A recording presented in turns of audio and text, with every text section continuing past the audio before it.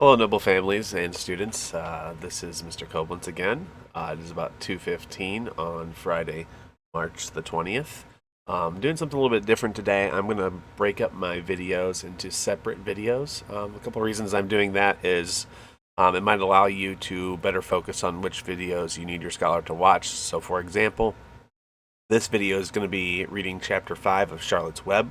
So if you're doing that at home already, you obviously don't need to watch this video any longer. I'm going to make a second video going over the questions from day 4 for math and also teaching day 5's math lesson. So you can look for that video as well. I'm not going to do an English lesson today. I will continue the English lessons next week. So the second reason I'm breaking these videos up is currently my daughter is taking a nap and I don't know when she's going to wake up. So I didn't want to do a long video and have to stop the video and not complete it when she wakes up. So that's the reason for me making 2 videos today. So let's go ahead and get right into Chapter 5 of Charlotte's Web.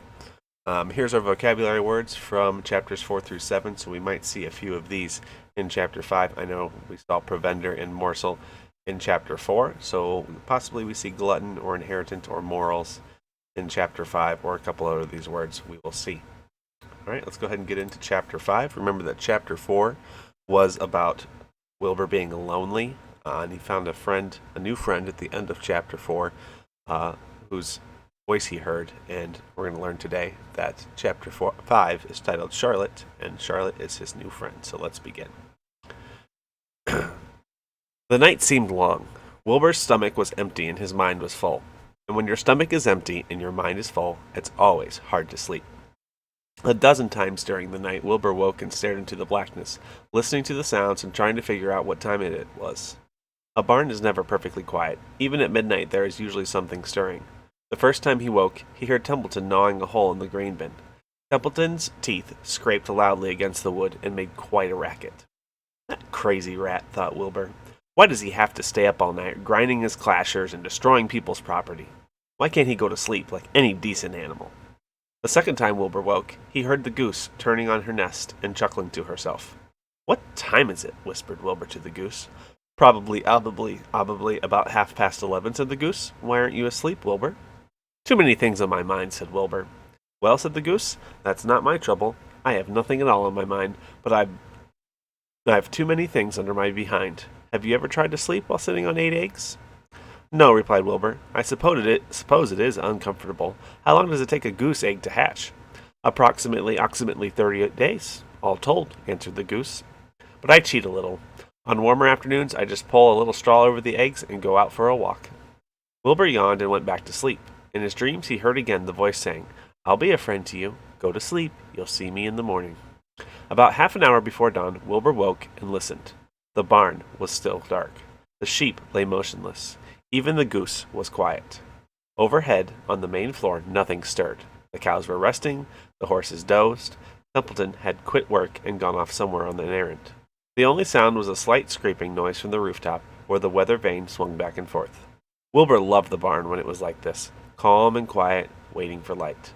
Day is almost here, he thought. Through a small window, a faint gleam appeared. One by one the stars went out. Wilbur could see the goose a few feet away. She sat with head tucked under a wing. Then he could see the sheep and the lambs. The sky lightened. Oh, beautiful day! It is here at last. Today I shall find my friend. Wilbur looked everywhere. He searched his pen thoroughly. He examined the window ledge, stared up at the ceiling, but he saw nothing. Finally, he decided he would have to speak up.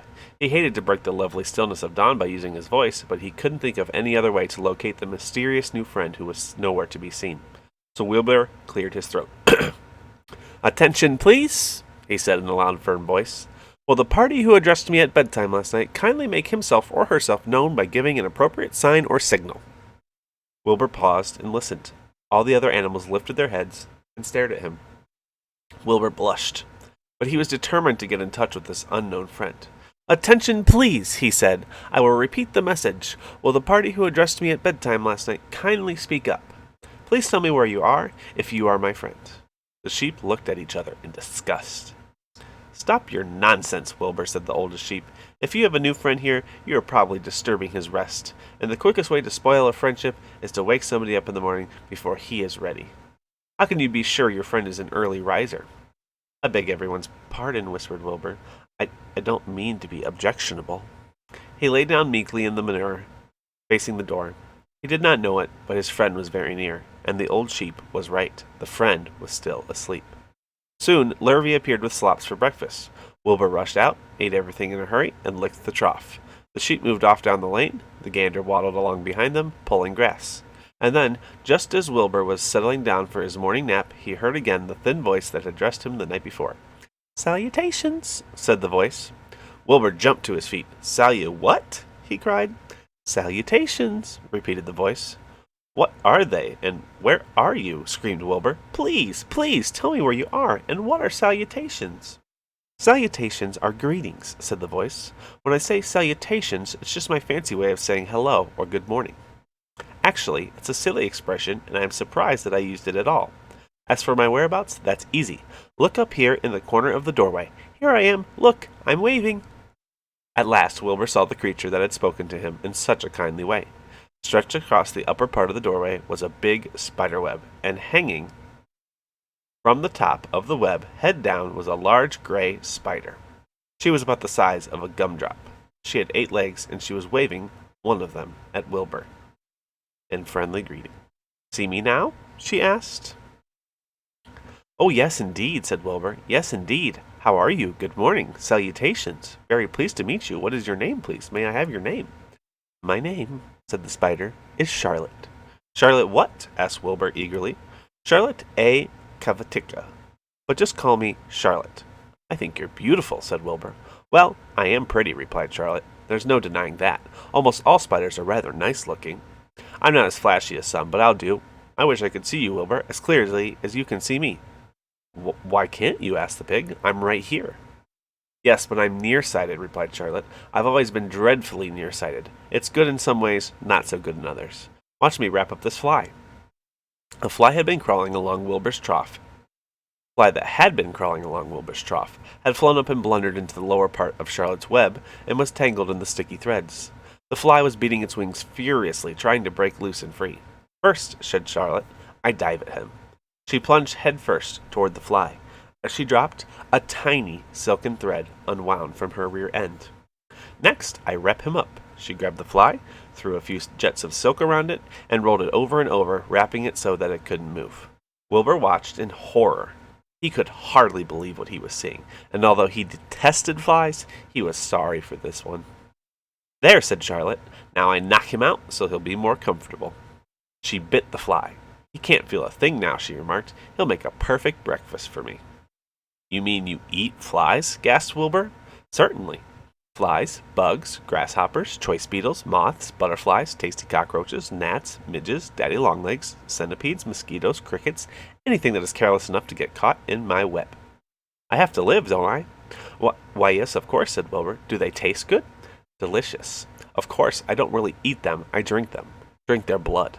I love blood," said Charlotte, and her pleasant, thin voice grew even thinner and more pleasant. "Don't say that," groaned Wilbur. "Please don't say things like that." "Why not? It's true, and I have to say what is true. I am not entirely happy about my diet of flies and bugs, but it's the way I'm made. A spider has to pick up a living somehow or other, and I happen to be a trapper. I just naturally build a web and trap flies and other insects. My mother was a trapper before me. Her mother was a trapper before her. All our family has been trappers. Way back for thousands and thousands of years, we spiders have been laying for flies and bugs." "It's a miserable inheritance," said Wilbur gloomily. He was sad because his new friend was so bloodthirsty. "Yes, it is," agreed Charlotte, "but I can't help it. I don't know how the first spider in the early days of the world happened to think up this fancy idea of spinning a web, but she did, and it was clever of her, too. And since then, all of us spiders have had to work the same trick. It's not a bad pitch on the whole." "It's cruel," replied Wilbur, who did not intend to be argued out of his position. "Well, you can't talk," said Charlotte. "You have your meals brought to you in a pail. Nobody feeds me. I have to get my own living. I live by my wits. I have to be sharp and clever, lest I go hungry. I have to think things out, catch what I can, take what comes, and it just so happens, my friend, that what comes is flies and insects and bugs. And furthermore," said Charlotte, shaking one of her legs, "do you realize that if I didn't catch bugs and eat them, bugs would increase and multiply and get so numerous that they'd destroy the earth, wipe out everything." "Really?" said Wilbur. "I wouldn't want that to happen. Perhaps your web is a good thing after all." The goose had been listening to this conversation and chuckling to herself. There are a lot of things Wilbur doesn't know about life, she thought. He's really a very innocent little pig. He doesn't even know what's going to happen to him around Christmas time. He has no idea that Mr. Zuckerman and Larrabee are plotting to kill him. And the goose raised herself a bit and poked her eggs a little further under her so that they would receive the full heat from her warm body and soft feathers. Charlotte stood quietly over the fly, preparing to eat it. Wilbur lay down and closed his eyes. He was tired from his wakeful night and from the excitement of meeting someone for the first time. A breeze brought him the smell of clover, the sweet-smelling world beyond his fence. Well, he thought, I've got a new friend, all right. But what a gamble friendship it is. Charlotte is fierce, brutal, scheming, bloodthirsty, everything I don't like. How can I learn to like her, even though she is pretty and, of course, clever? Wilbur was merely suffering the doubts and fears that often go with finding a new friend. In good time, he was to discover that he was mistaken about Charlotte. Underneath her rather bold and cruel exterior, she had a kind heart, and she was to prove loyal and true to the very end. That's the end of Chapter 5. On Monday's video, I will read Chapter 6. If you are watching this video, if you can let me know if you like the new system of doing separate videos, or if you'd rather have it all in one big video, feel free to leave a comment on the video, or let me know in Google Classroom, and I can go back to making just one video per day, or I can do the separate videos as well. It's up to you guys. I want to do what's best for you and what's going to help you guys learn the best. So on Monday, we will be reading Chapter 6 called Summer Days. Okay? So just a quick review of the main idea in Chapter 5 is that Wilbur met his new friend named Charlotte. He learned about her and the things that she does to survive, including eating bugs and things like that. And so that's pretty much what's happened in Chapter 5. Chapter 6 will be about the summer days. I don't believe we heard many of these words in Chapter 5 at all. I don't remember any of them being in there, so we might have not had any vocabulary words in Chapter 5. And that's okay. So I'm going to go ahead and stop this video here. I will post it as soon as I can. And thanks for tuning in. If you are, look for the next video on the Day 4 math questions and Day 5 math lesson coming shortly. Thank you so much, and have a great day. Mr. Coblentz, out.